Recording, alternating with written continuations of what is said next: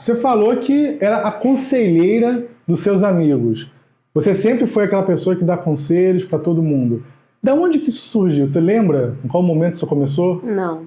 Mas você sempre olhou para a vida das pessoas e julgou a vida das pessoas, acreditando que poderia... Tem que ser aberto. Como é que é isso? As pessoas chegavam para você ou davam um conselho de forma explícita? Não, em uma conversa normal entre amigos. E saía assim porque isso acontece na minha vida e eu tô cansada de que continue acontecendo. Eu, digamos, era a mais... Sempre fui a mais responsável do grupo. Então tinha essa ideia de... vamos sair que a Bia vai cuidar de todo mundo. Então isso já estava desde eu pensar em cuidar e ajudar pessoas a se cuidarem. Você era mais certinha? Pode-se dizer que sim. Eu me divertia, mas eu sempre fui extremamente responsável. Então isso levava para as outras pessoas uma ideia de eu posso contar, então eu estou em boas mãos porque eu estou sendo cuidada. Tipo isso. Os pais deixavam as meninas saírem com você, as meninas? Sim, confiavam mais em mim, inclusive, do que nos seus próprios filhos para sair. Você sempre foi certinha? Sempre. Isso tem algum problema emocional relacionado a isso? Tem, a criança que cuida de todo mundo em casa. Aquela criança que teve que pegar responsabilidade muito cedo. Então ela começa a cuidar ali de todo mundo ao seu redor, ela não é cuidada. E por mais que tenham pais, né, próximos ali que cuidem dela, que tenha cuidadores, mas ela não sente. Isso é o sentir da criança, ela não se sente protegida, ela não se sente cuidada, então ela começa a cuidar de todo mundo para sentir que aquele ambiente é um pouco mais controlado. Isso também passa um pouco por ser controladora, que também era uma característica minha. Você era uma pessoa controladora por ter cuidado e tido responsabilidades que não eram suas. Muito cedo. E isso é o trauma que as pessoas falam? Sim.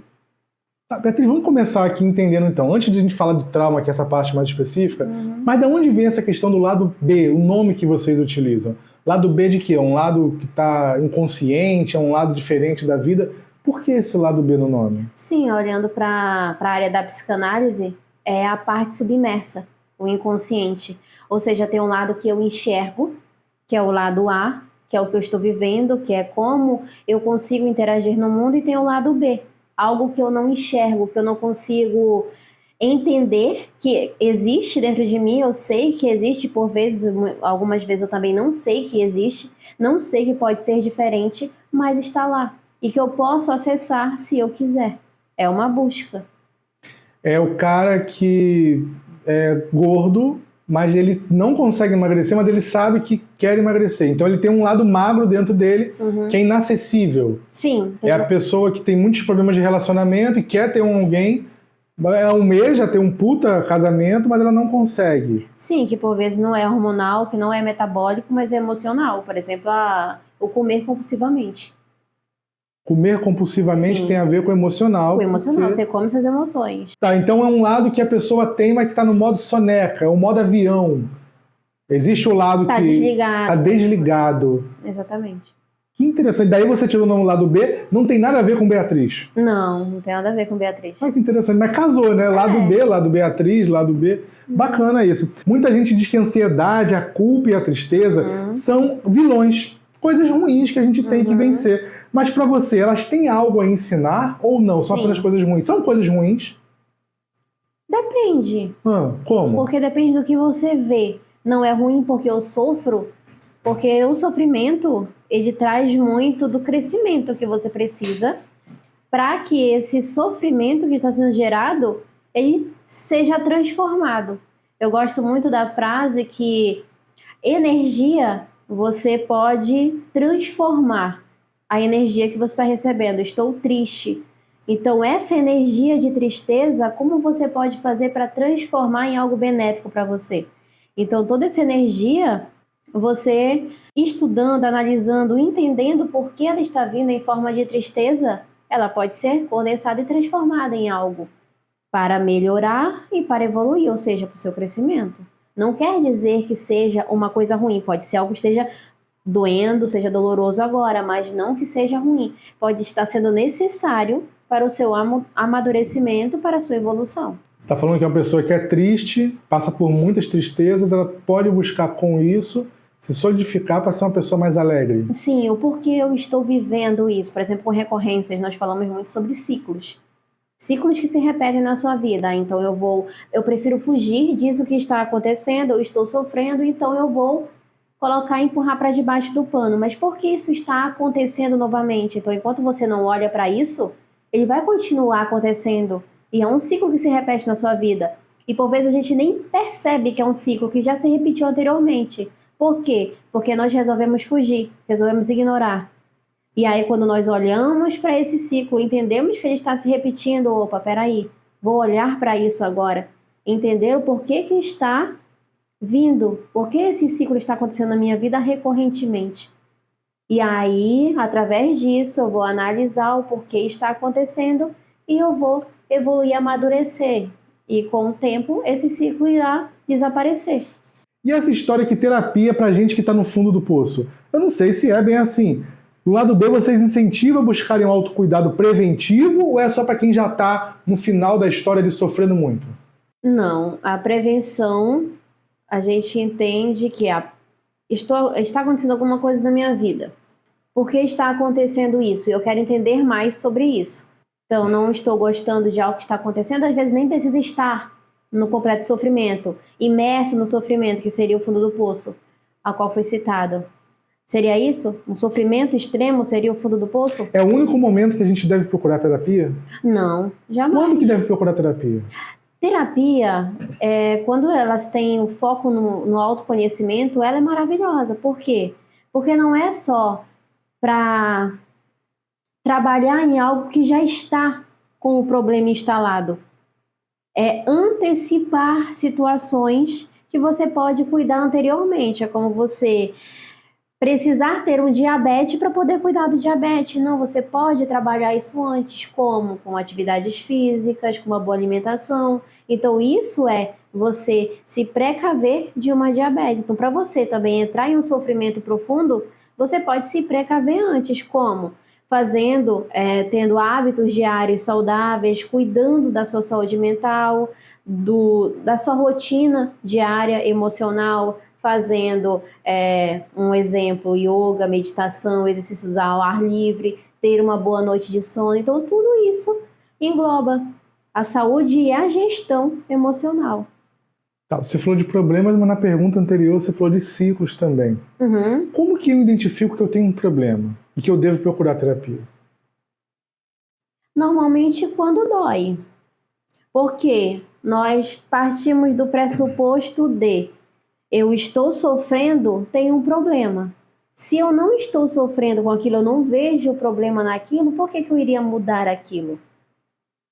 Entende? Mas a terapia não é um tipo de manutenção, algo que as pessoas precisem fazer? Ou a gente está falando de um processo terapêutico para uns que estão sofrendo e para outros que querem desenvolver o autoconhecimento? Sim, são processos diferentes. A terapia tem vários lados, Sim. e dentre eles tem esses dois que você também absorve e trabalha com ambos. Exatamente, com ambos. Tá, então eu tô bem, eu não tô sentindo nada. Por que eu devo procurar terapia? Como é que... eu tô legal, não tá tudo bem com a minha vida, para que eu vou procurar terapia? Então, só para me autoconhecer? E como que é esse autoconhecimento? O autoconhecimento, ele é incrível, porque é através do autoconhecimento, por exemplo, que tem coisas que não me deixam... não estou insatisfeita com a minha vida, mas me trazem uma certa... Como é que se diz? Angústia, preocupação, não esse sofrimento, não, eu não estou sofrendo com isso, mas algo pode ser melhorado. Se você procurar pessoas que digam estou completamente, plenamente satisfeito com a minha vida, é uma coisa. Você precisa de terapia? Você está completamente satisfeito com a sua vida. Por quê? Já conheceu alguém assim? Eu quero conversar que com falava alguém. assim, eu estou satisfeitíssimo de Nunca boa. conheci. Você já conheceu? Não. Pois é. É por isso. Sempre tem alguma coisinha, porque tem aquela ideia da maturidade. Eu lido bem com uma área da minha vida, mas eu não lido bem com outras. Por quê? Porque nós somos seres múltiplos. Nós temos múltiplas funções na nossa vida. Tem a parte de ser marido, esposa, filho, neto, lidar com várias relações, por isso que o meu foco também é no relacional, de relações saudáveis e maturidade, porque estando madura eu consigo me relacionar melhor com as pessoas ao meu redor. Então essas relações, elas por vezes são muito conflituosas, e daí é que sai muitos dos problemas emocionais das pessoas, dos seus relacionamentos. E para lidar melhor com esses relacionamentos, é que eu preciso me conhecer, lidar melhor comigo mesmo, para lidar com as outras pessoas de forma mais saudável. Você tem um foco hoje em parte de relacionamentos. Sim. Mas relacionamento amoroso, trabalho... Todos os tipos de relacionamentos. Por que então que relacionamento é algo tão difícil entre duas pessoas? Vou falar do aspecto amoroso. Amoroso? Difícil em que sentido? Porque para alguns... As pessoas separam muito, dão problemas, Sim. Tem traves terríveis. Aí está. Falta de autoconhecimento, porque se eu entendo o que eu quero, o que eu desejo na outra pessoa, não empurro as minhas necessidades para que aquela outra pessoa realize, sendo que só eu satisfaço a mim mesmo, então eu estou buscando no outro algo que ele não pode me dar, que só eu posso me dar. E isso é uma das causas dos conflitos relacionais. Você está falando de cobranças que o homem ou a mulher tem no outro. Sim. Algo que ele gostaria que o outro fizesse, como... de repente, uma noite romântica em alguma coisa muito específica e aquele outro... Exatamente. E aí você, ao invés de tentar fazer, você cobra que o outro faça, mas não é dele aquilo. Exatamente. É importante para você. Você falou para o outro que é importante para você detalhadamente o que o outro... É a mulher que reclama que o marido não traz flores para ela. O marido sabe que ela gosta de flores, que ela gosta de receber essas flores. Por vezes o marido nem sabe. Tá, mas às vezes o cara sabe e ele não faz. Como a postura da mulher deve ser? Ela tem que dizer que é importante para ela. Se mesmo assim ele continuar não se importando, é algo para ser dialogado. Se mesmo assim não for resolvido, ela tem que tomar uma decisão na vida dela. Que tipo de decisão? Ou continuo com essa pessoa, o quanto eu sou importante para ela, o quanto eu sou importante nesse relacionamento, o quanto essa balança está desequilibrada no relacionamento. Ele importa muito para mim, eu faço muito por ele, mas eu não recebo nada em troca. Por que isso está acontecendo? Às vezes é falta de amor próprio, às vezes a pessoa não está se dando o valor suficiente que a outra pessoa também não vai dar para ela, porque eu estou exigindo algo que eu não me dou. Se eu não me dou, eu não tenho e estou exigindo mais do outro. Essa balança entra em desequilíbrio. Eu não tenho, mas exijo do outro.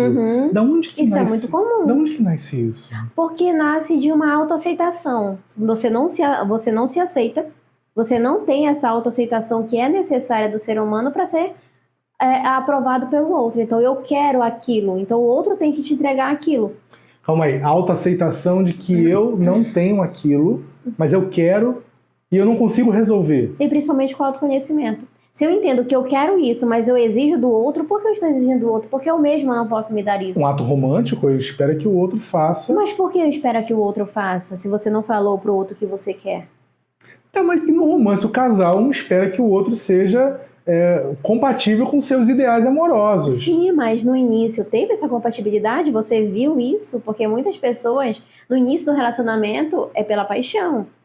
Entra no relacionamento praticamente cega. A paixão cega? Com certeza. O que é a paixão, Beatriz?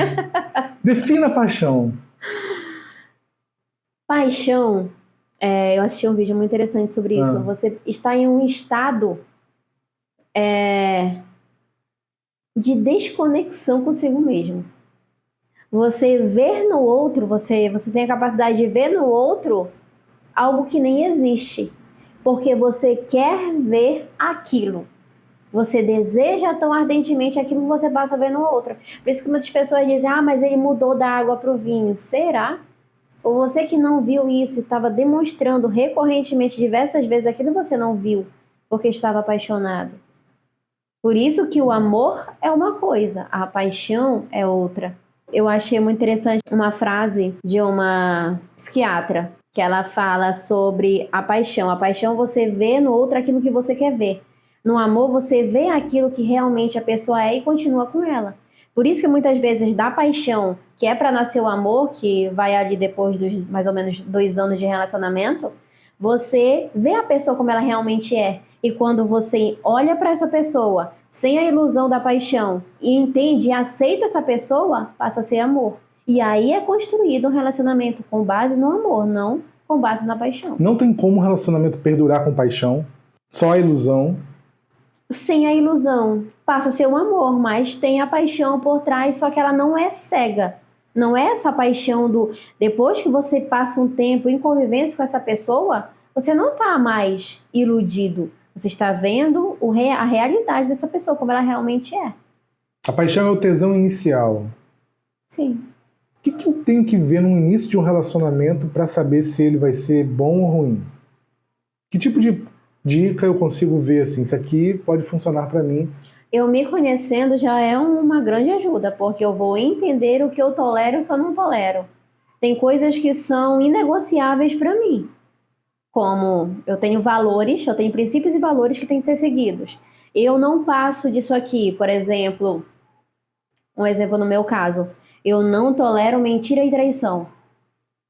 Nada vai passar disso, então se eu falo para essa pessoa e converso com ela, entendo que ela tem caráter, que ela está buscando um relacionamento com fidelidade, que isso é importante, que eu vejo que não tem mentira, que não tem enganação ali, então eu começo esse relacionamento com essas duas necessidades minhas, ok, dentro do relacionamento.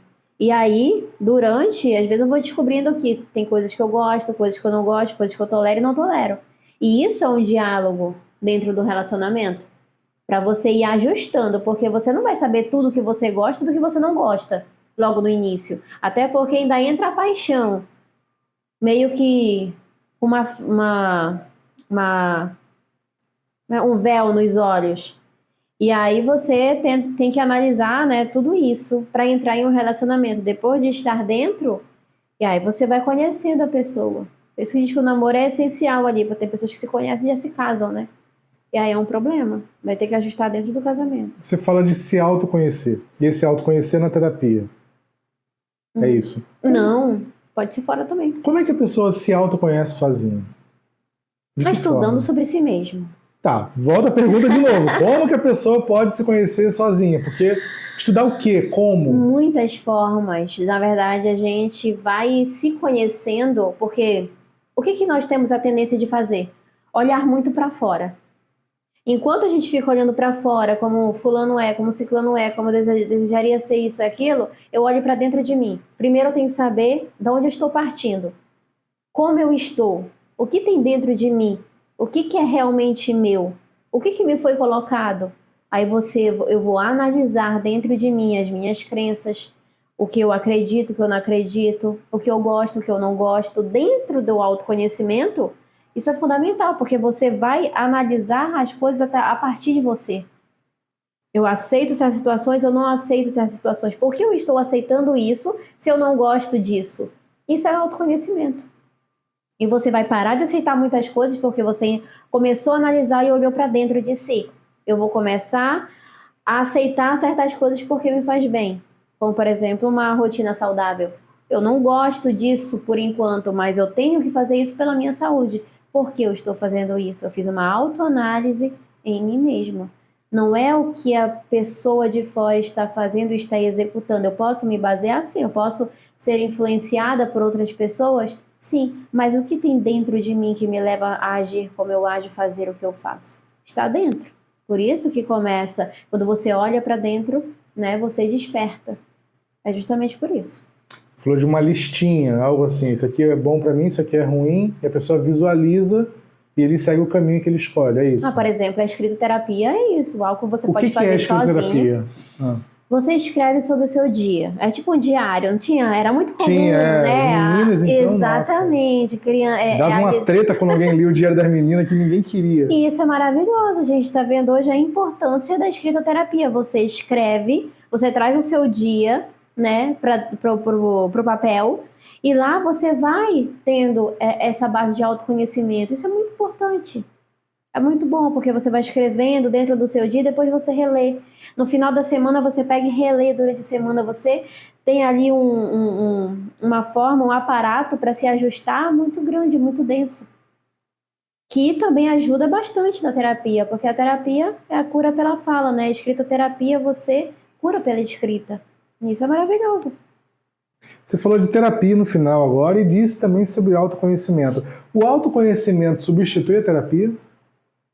Ele é um complemento, porque tem coisas que nós não conseguimos ver sozinhos. Eu mesmo, eu tento, eu busco, eu olho, você evolui muito. Só que tem situações que é como o educador físico. Você vai para academia, tem situações que você não sabe como lidar, né? Não é só de equipamento. Quantas vezes eu preciso fazer essa repetição para perna, para desenvolver glúteo, para desenvolver isso e aquilo. Então ele tem o conhecimento técnico para te ajudar a desenvolver o que você quer. A mesma coisa é um profissional de saúde mental. Um terapeuta que vai te ajudar nesse processo, porque ele também tem ferramentas e vai te ajudar durante esse processo. Que você pode fazer sim sozinho. Só que com um auxílio, você pode ir mais longe, inclusive mais rápido. Não necessariamente, porque depende muito de você. Cura pela fala é a terapia, mas o que é essa cura? Eu vou curar de quê? O que significa a cura na terapia? A cura na terapia é a não dor. Não dor, calma aí, vamos pegar essa parte não dor. Não dor é eu lembrar de uma situação ou viver uma situação que me machuca. Mas tem situações que machucam a gente, por exemplo, um falecimento, algo de exercício, como você mesmo colocou.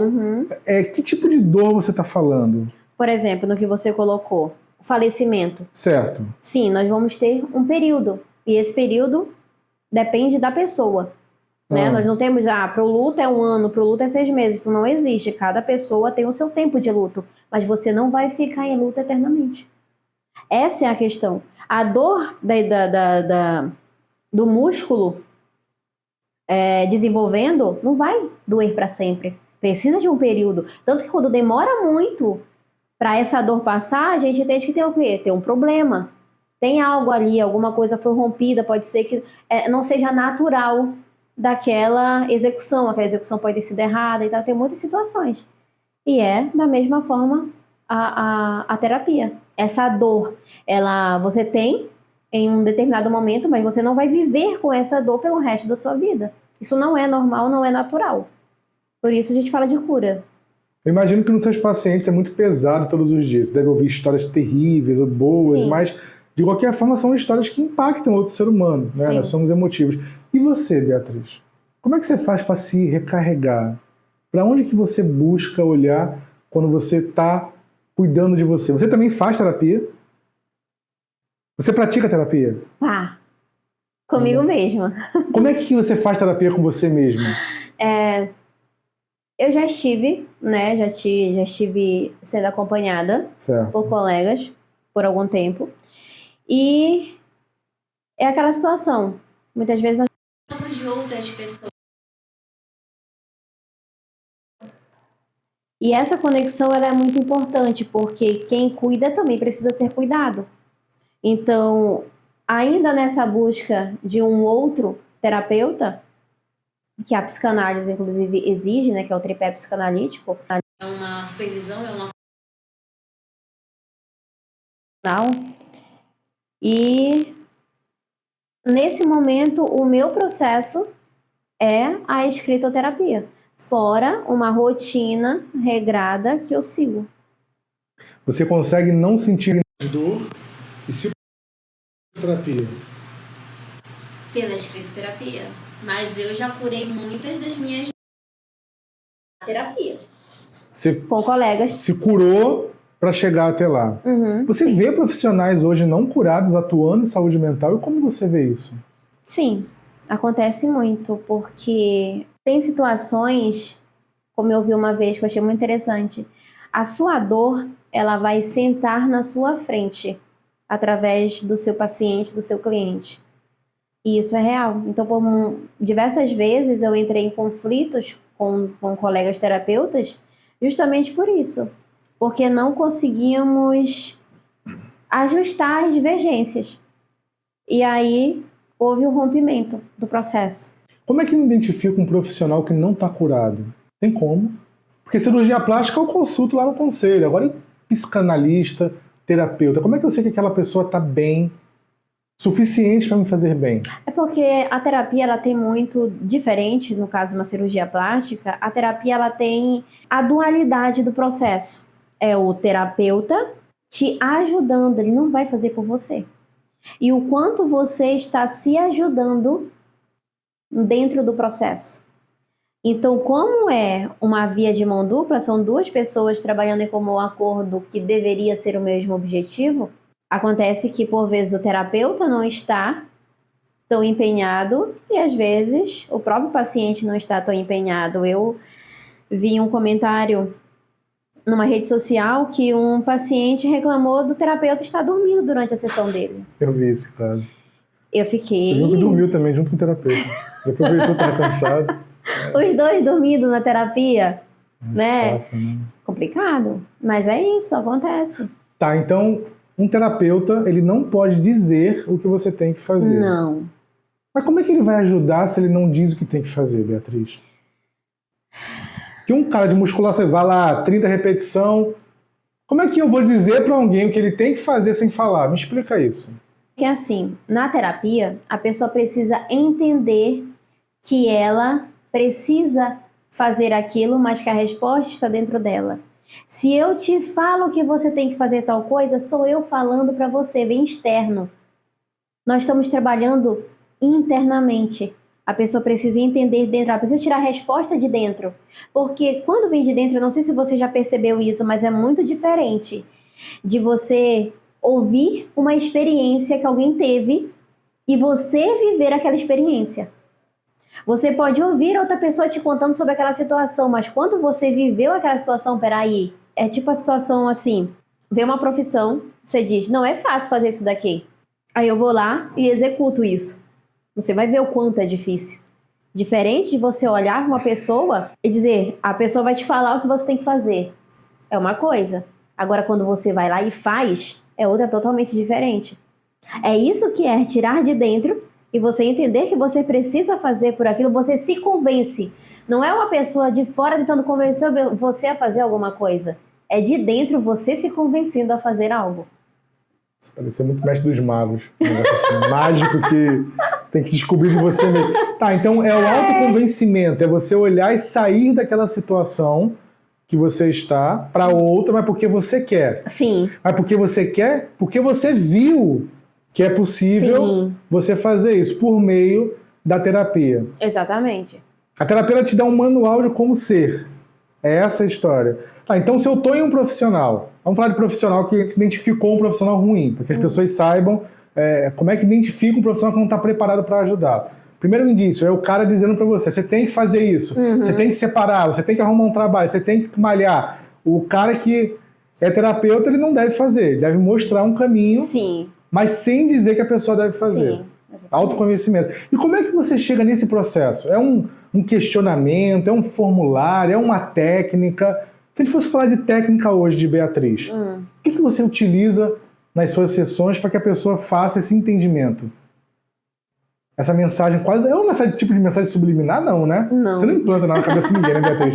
Mas Não. você coloca lá disponível para ela. Como é que você faz isso no seu dia a dia? Muito é conversando. Conversando. Sim. Porque numa conversa, por exemplo, histórias. Você contando histórias, você faz a pessoa entrar naquele universo, naquela história. E por vezes você contar algo que aconteceu com você é uma história para o outro. Então olha só, aconteceu comigo isso aqui. A pessoa tira dali situações que podem ser fundamentais para que ela também saia de certas situações que ela está. Você mostra possibilidades de vida diferentes que são equivalentes à que ela está vivendo. Sim. E aí Por isso é uma escuta ativa, porque pessoas falam que terapia desmerece muito a terapia, que é só conversar com alguém. Não é só conversar com alguém. Tem todo um trabalho por trás do que o terapeuta exerce, inclusive a escuta ativa. Porque muitas pessoas, elas partem do pressuposto, ok, vou falar das minhas dores para alguém. Essa pessoa está te escutando ou ela está esperando a vez dela de falar? Porque por vezes são só duas pessoas ali jogando os seus problemas uma para outra, não vai chegar a solução nenhuma. Então não é só falar, não é só conversar, é uma escuta ativa, é você estar ali ouvindo a pessoa ativamente, atentamente, preocupada realmente em ajudá-la. Não é só ficar ouvindo, ou é só jogar palavras ao vento. É isso, é estar ali presente, por isso que tem muito a ver com conexão de ambas as partes. Como eu me sinto conectada, eu vejo, eu sinto que essa pessoa me vê. Isso é muito importante para outra. Só o fato de você ser ouvida, ser vista, já é muito para quem passou uma vida sem ser ouvida, sem ser vista. Tem muita gente que nunca foi ouvido. Exatamente. Então, se eu for um terapeuta, ele me disser o que eu devo fazer e perceber que ele não está tão interessado assim, eu devo pensar em continuar, eu devo questionar esse trabalho, né? Essa conexão que está meio bugada. Tá, mas você falou de tanta coisa de terapia, que deve ser assim, que você tem métodos. O que são esses métodos? O que é essa terapia integrativa? O que tem nesse cardápio de saúde mental que o Lado B oferece? São vários métodos, inclusive o principal deles é uma rotina saudável. Uma rotina saudável, porque se você começa a falar muito sobre tenho muita ansiedade, caio em uma depressão de forma recorrente, estresse, estou muito estressado, odeio minha vida, odeio meu trabalho, odeio meus pais, como está a sua rotina? Primeiro, como está o seu sono? Como está a sua alimentação? Como saber se eu estou inflamado? Porque muito do que eu sinto tem a ver com o que eu como. O que eu estou ingerindo? Se eu estou com o meu organismo completamente inflamado, completamente paralisado, sentado, sem um movimento, como é que eu quero estar saudável mentalmente? Eu não estou nem fisicamente, nem mentalmente saudável. Então eu quero ter relações saudáveis? Não faz sentido. Você está falando que uma pessoa que não se cuida, não cuida do corpo, ela não tem como ter relações saudáveis. Sim. Então, é primordial começar a cuidar do corpo antes de pensar numa terapia ou uma coisa leva a outra? Não. É fundamental ter uma rotina saudável. Rotina. Sim. A gente não está falando de academia, nada disso. Não estamos falando disso, estamos falando de rotina. O que é uma rotina saudável? Dormir bem, certo. Acordar bem, me sentir bem durante o dia, não praticamente entrar em estado de sonolência depois do almoço. Eu estar ativamente bem, tanto físico quanto mentalmente. Mas como é que a gente inclui isso num momento tão corrido da existência? Porque tá todo mundo fazendo tantas coisas. Tem gente que não tem tempo para... O cara acorda 4 da manhã, vai para a faculdade, trabalha, chega 10 e 11 horas da noite, isso vai de segunda a sexta, porque sábado tem estágio. Como é que eu vou incluir isso? Prioridades. Prioridades? Sim, porque se eu priorizo, eu tenho que entender que para eu me manter nessa minha... Como é o nome que dá? Looping? Círculo, rotina? Para eu me manter nessa... Eu esqueci a palavra que eu queria. Nessa rotina, para eu me manter ativo nisso que eu criei, primeiro, por que eu criei essa rotina louca da minha vida? Primeiro, existem várias formas de se viver. Muitas pessoas não sabem que existe outra forma de viver. Então eu vou vivendo dessa forma porque é a única que eu conheço. Então, se eu estou desregulado no meu sono, desregulado na minha alimentação, desregulado no meu emocional, eu não vou ter uma rotina regulada. Então, é parar e olhar para você. O quanto de você está organizado dentro de si, porque muitas pessoas tentam, inclusive, organizar o lado de fora, porque não conseguem organizar dentro. E quando você não consegue organizar nem dentro nem fora, você entra em um estado caótico. De eu não tenho tempo para nada. Peraí, você não tem tempo para nada, você não tem tempo de olhar para você, de estudar para você, mas tem tempo de 1 hora de Netflix. Porque eu preciso relaxar. Só esse tipo de relaxamento que existe para você? Não existe outros tipos? É ruim? O quê? Filmes e séries? Não é ruim se você não tiver tempo para cuidar de outras coisas mais importantes, como a tua saúde física e mental. Se você tá parando para assistir 1 hora, maratonar uma série na Netflix, mas você diz que não tem tempo para sua saúde física e mental, você tá dando mais importância, prioridade para o quê? Para uma série de séries não é saúde mental. Eu não consigo ter... Se você conseguir conciliar com a sua saúde, sim. não Tá estiver falando- prejudicando, não, eu tenho tempo para cuidar de mim, eu tenho tempo pro meu trabalho, eu tenho tempo para assistir a Netflix, ok. Cuidar de mim tem que ser... Prioridade. Você não é prioridade para você? Então o que seria prioridade para você se não é você? Você falou de pessoas que cuidam do lado de fora, mas que dentro... Tem aquela série Suits que mostra o Lewis, né, que é um dos diretores lá da empresa, que o cara é emocionalmente um menino de 7 anos. E ao mesmo tempo é um dos maiores advogados do mundo. Sim. Esse tipo de gente, como é que surge isso? É dessa coisa do não consigo lidar comigo mesmo, e eu vou ser o melhor profissional de todos, e aí eu sumo do mundo pessoal, mas fico só no profissional. Sim, eu preciso crescer, eu preciso agora pagar contas. Então muitas pessoas vão para a vida assim. Não, eu vou evoluir profissionalmente, mas emocionalmente eu ainda estou com uma criança de 10 anos de idade, paralisada na infância. Mas é mais fácil ser um profissional bom do que ser um ser humano melhor. Não, só é diferente. Você está trabalhando em ser um profissional bom. Você não está trabalhando em ser uma pessoa completa e matura. Matura de todas as formas, porque você amadureceu fisicamente, você cresceu. O mundo não te perguntou se você estava bem emocionalmente para crescer fisicamente. Você cresceu, é Você automático, cresceu. dá pra escolher, né? Exatamente. Mas pra escolher tinha um monte de meninos de 50 anos aí, adolescente. né? Exatamente. Você não escolheu crescer fisicamente. Agora, você pode escolher crescer emocionalmente, que isso vem de maturidade. Porque nós vemos pessoas com 50 anos agindo como crianças de 10. Por quê? Porque não cresceram, não olharam para o lado emocional. O que é esse crescer? Aonde que eu tenho que... Uma criança, ela tá se desenvolvendo, Sim, tá? Então eu sei que ali até os 10, 11 anos, ela tem que ter todo o aparato para que ela se desenvolva bem. Para que isso não leve a um profissional ótimo, mas uma pessoa ruim. Aonde que eu posso perceber que eu estou errando com uma criança? Tô olhando para uma criação, assim, eu como pai, olha, eu estou errando aqui. Tem algum indício mais óbvio? Ou não? teve um vídeo que eu assisti que eu achei muito interessante, fala sobre isso. É qual a qualidade do tempo que você passa com essa criança. Porque muitas das vezes a gente acha que é dando coisas, que é suprindo isso, suprindo aquilo, mas o tempo que você passa com essa criança, por vezes, o que essa criança precisa é que você esteja lá, presente. E pode ser estranho, mas quando você é atento a alguma coisa, você percebe onde você precisa dar mais atenção.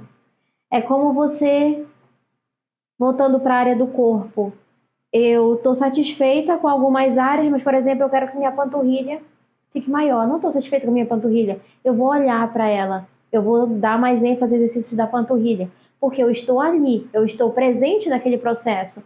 Com a criança é a mesma forma. Eu estou presente ali no universo da criança. Tanto que ela vai sentir mais presença, mais confiança. Inclusive de falar o que ela necessita para você, para o adulto em questão. O que acontece com muitas crianças é que elas não sentem essa segurança no adulto, no cuidador dela que está ali, próximo, então ela vai colocando isso para dentro de si. E por muitas vezes cresce e leva essa criança ferida junto com ela, em um corpo adulto. Por isso que hoje nós falamos tanto de criança ferida na terapia. A criança ferida, ela pode ser aquela que não recebeu a atenção ou que ela precisava. Atenção, cuidado. Então, um adulto que não consegue perceber o que a criança precisa, ele não está pronto para criar uma criança. Por vezes ele não está lá presente, só isso. Porque nós nunca estamos completamente preparados para o que vem na nossa vida. Por vezes nós somos pais, no momento que nós não esperávamos que fôssemos, mas aconteceu. Então ali você vai se preparando durante. Agora, quando você está ali presente, é diferente de você criar uma criança não estando presente.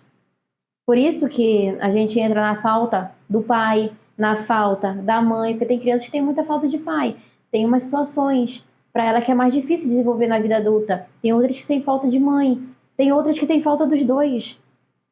Agora, o que é muito difícil é ter os dois aqui, que seria uma criança saudável, né? Seria uma criação saudável, ou seja, pai, mãe, cuidadores, cuidando dessa criança.